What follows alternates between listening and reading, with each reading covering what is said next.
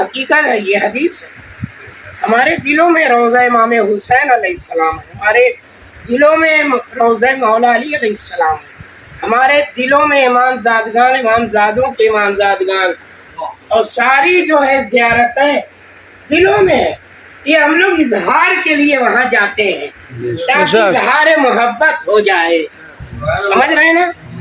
ہاں، ورنہ ہم یہیں سے سب کچھ کر لیتے ہیں، دور سے سلام بھی پڑھ لیتے ہیں نماز کے بعد، غریب الغربا کی بھی زیارت کر لیتے ہیں، امام زمانہ کی بھی. لیکن یہ جا کر ہم بتلا رہے مولا، یہ صرف ہمارا دل کی بات نہیں ہمارے، بلکہ ہم اظہار کرنے کربلا تک آ گئے، نجف تک آ گئے. سمجھ رہے ہیں؟ تو یہ ایک بہت اہم مسئلہ ہے جو ہمارے دلوں میں، ہمارے ذہنوں میں یہ بات رہنی چاہیے.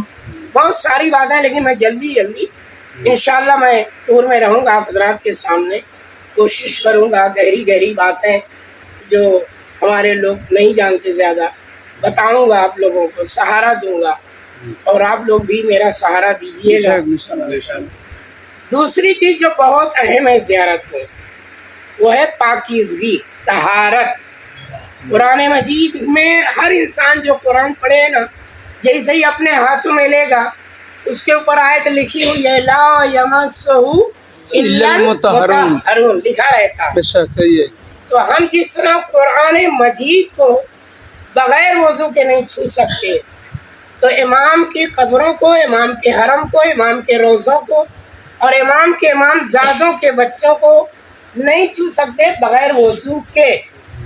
سمجھ رہے ہیں؟ تو طہارت بہت ضروری ہے، جو واجبات میں سے ہے، چاہے واجب نماز کا وقت ہوا ہو یا نہ ہوا ہو، ہمیں مستحبی نمازیں ادا کرنی ہو یا نہ، ہم کو جو ہے وہ جس صورت میں ہر حال میں ہمیں پاک رہنا ہے، ہر حال میں، علی کل حال.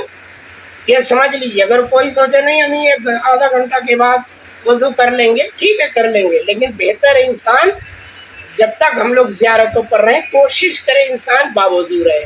ہمارے بڑے بڑے علماء مراجعان، بات طولانی نہیں کرنا چاہتا، لیکن آپ انشاءاللہ پورے سفر میں مجھے سمجھ جائیں گے، آپ لوگ سمجھنے لگیں گے. بڑے بڑے مجتہدین صبح کا جو وضو کرتے تھے نماز شب کا، وہ مغرب تک چلاتے تھے. ایسے ایسے مجتہدین، سبحان اللہ. مولانا صاحب تائید کر دیے، سمجھ جائیں. با یک وضو نماز پنجگانہ رمی خدا، ایک وضو سے نماز پنجگانہ پڑھتے تھے. اب ہم لوگوں کو کتنی ذمہ داری ہوتی ہے. ہو سکتا ہے ہماری بہنیں بیٹیاں سوچیں کہ یہ کیسے ہوتا ہے، یہ تو غیر ممکن ہے.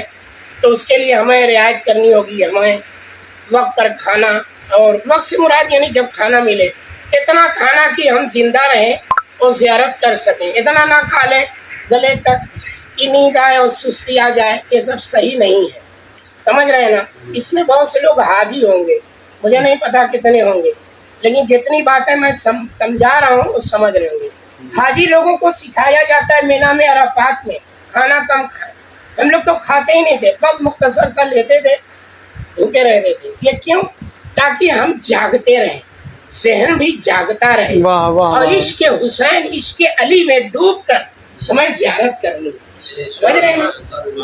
اتنی محنتیں آپ لوگوں نے کی، کاروبار اللہ نے آپ حضرات کو روزی عطا کی حلال، کتنی محنت سے روزی آتی ہے. یہ ذمہ دار لوگ ہیں، جو غیر ذمہ دار اس کو نہیں معلوم، لیکن جو ذمہ دار ہے انہیں پتا ہے کہ روزی کتنی محنت کی ہوتی ہے. اس پاکیزہ پیسے کو ہم یوز کر رہے ہیں زیارت حسین میں. اب سوچیے ہمیں کتنا پاک اور پاکیزہ رہنا ہے. لا یمسہ الا المطہرون. اب طہارت کی 3 قسمیں ہیں، علماء نے جو لکھا آپ لوگ جانتے ہیں، لیکن میں اس لیے بتا رہا ہوں کہ کسی کو کوئی ٹینشن نہ رہے، شک نہ رہے، اور اگر کوئی رہے گا ہم سے پوچھ سکتا ہے، ہم رہیں گے آپ حضرات کے ساتھ. 3 قسمیں: وضو، تیمم اور غسل. وضو سب جانتے، نہیں جانتے میں بتا بھی دوں گا انشاءاللہ، جو شرماتا ہوگا. تیمم کو بھی بتا دوں گا، مجھے کوئی شرم نہیں. تیمم کا طریقہ پاک مٹی ہوتی ہے اوپر کرتے ہیں، بہت سے لوگ غلط سلط کرتے ہیں، لیکن میں صحیح بھی بتا دوں گا. میں ایسا چھوٹا سا طالب علم، میں زیادہ جانکار نہیں، لیکن میں بتا رہا ہوں کہ جو بھی آپ پوچھیں گے کوشش کروں گا حل کرنے کی. تیسری چیز غسل ہے. اب غسل کی کئی قسمیں ہوتی ہیں. تو اب ظاہر ہے ہمیں حرم میں جانا ہے، بہت سے لوگ ناپاک ہیں، اگر ہماری بیٹیاں بہنیں ایسے حالات میں کبھی ہو جائے تو بہتر ہے کہ وہ دوائیں استعمال کریں، دوائیں آتی ہیں، ہو سکتا ہے ہماری کسی بیٹی یا بہن کا وہ دوا ہو تو پہلے سے یوز کر لیں تاکہ کوئی نجاست کا کوئی سلسلہ نہ آنے۔